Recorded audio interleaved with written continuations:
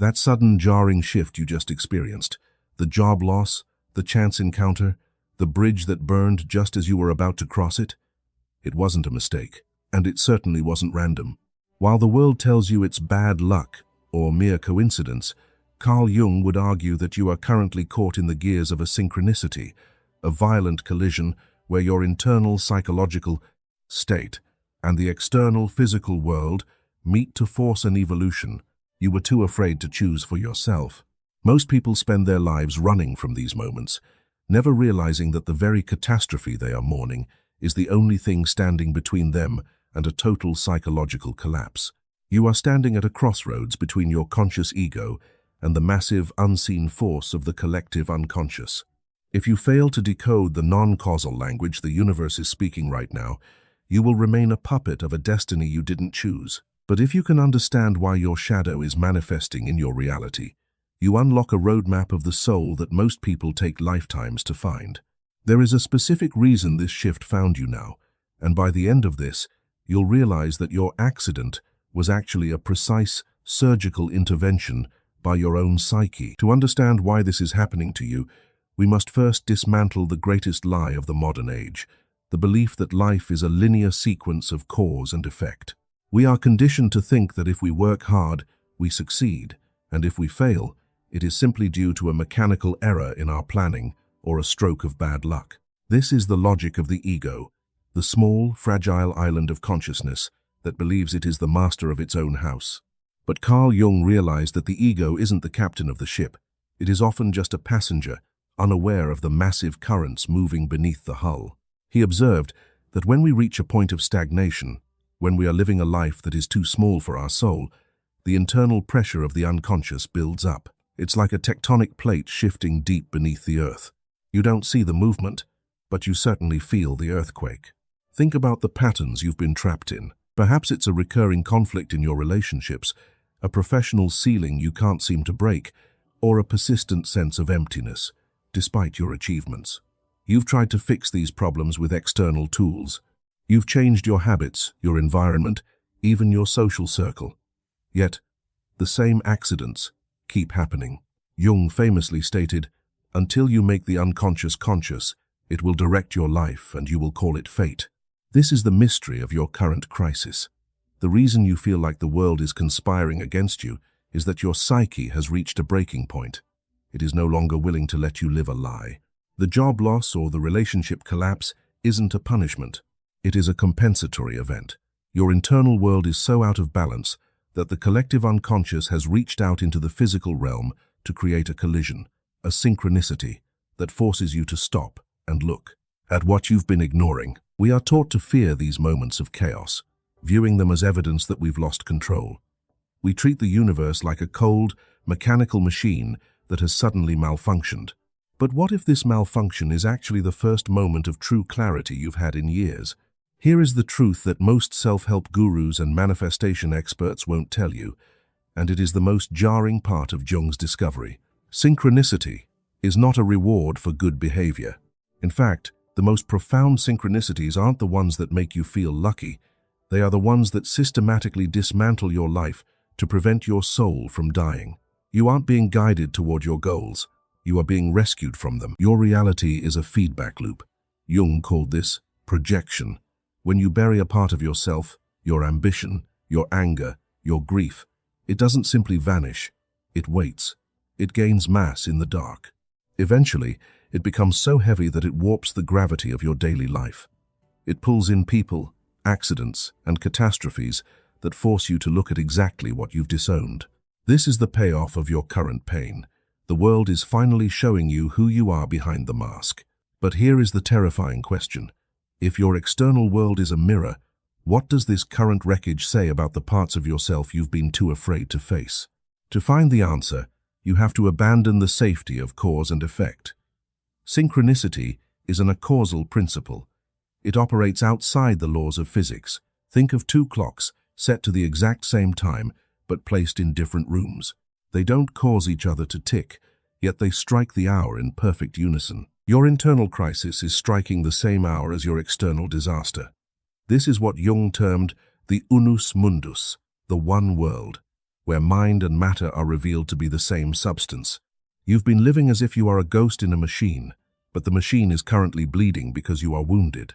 This realization is your first step toward true power, but it comes with a price. You can no longer play the victim. So, why did it have to be this specific disaster? Why this job? Why this person? Why now? The shadow always strikes where you are most dishonest. If you lost your career, were you trading your soul for a title? If your relationship shattered, were you using that person as a shield to hide from your own loneliness? The accident is a surgical strike against your specific delusions. It's the tower archetype in real time, the collapse of a structure built on a false foundation. The payoff is clarity. You finally see the lie, but the micro-hook remains. Once the tower falls, you are standing in the rubble, completely exposed, and something is watching you from the ruins. This is the liminal space. The old version of you is dead, but the new version hasn't been born. Most people fail here. They try to rebuild their old life using the same broken bricks, wondering why the walls keep crumbling. They beg for normalcy, when normalcy was the very cage that was suffocating their spirit.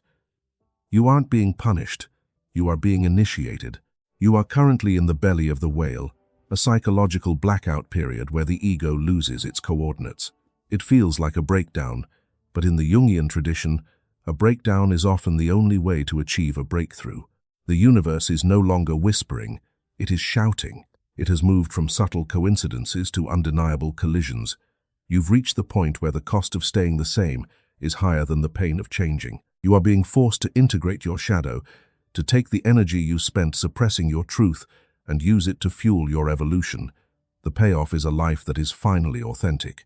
But there is a final, darker layer to this mystery. To move forward, you have to identify the specific archetype that has taken control of your life. Because if you don't recognize the God that is currently speaking through your crisis, you will continue to be its sacrifice rather than its partner. The God currently speaking through your crisis is the one you have most ignored. Jung famously noted that the gods have become diseases. They no longer reside on Mount Olympus, but in our neuroses, our failures, and our sudden catastrophes. If your life has been leveled, you are likely in the grip of the destroyer archetype, not because the universe wants you dead, but because it is clearing the ground for the Creator to finally speak. You have been a sacrifice to your own illusions for too long. Now, you must become a partner to the process. The something watching you from the ruins of your old life is not a monster, and it is not your enemy. It is the self, the totality of who you are, beyond the tiny, terrified borders of your ego. This is the core resolution of the mystery. The external collision occurred because your internal world could no longer sustain the pressure of your own unlived life. The job you lost was a cage you called a career. The relationship that shattered was a mirror you used to avoid looking at yourself. The bad luck was actually the unconscious, exerting its gravity to pull you back into alignment with your true nature. You are not a victim of a mechanical universe. You are the protagonist of a cosmic drama. The synchronicity you experienced was a bridge of light thrown across the abyss between mind and matter, proving that you are not separate from the world around you. You are the world. When you heal the internal split between your mask and your shadow, the external world stops being a battlefield and starts being a symphony. The precision strike against your life was the greatest act of mercy you will ever receive. It was the moment your soul refused to let you die, a stranger to yourself. Standing in the rubble of the tower, you are finally free from the burden of maintaining a lie. This is the moment of individuation, the process of becoming the unique, undivided being you were always meant to be. The blackout is over. The coordinates have been reset. You now possess the roadmap of the soul, and you realize that the accident was actually your first step toward true sovereignty. You are no longer a puppet of destiny.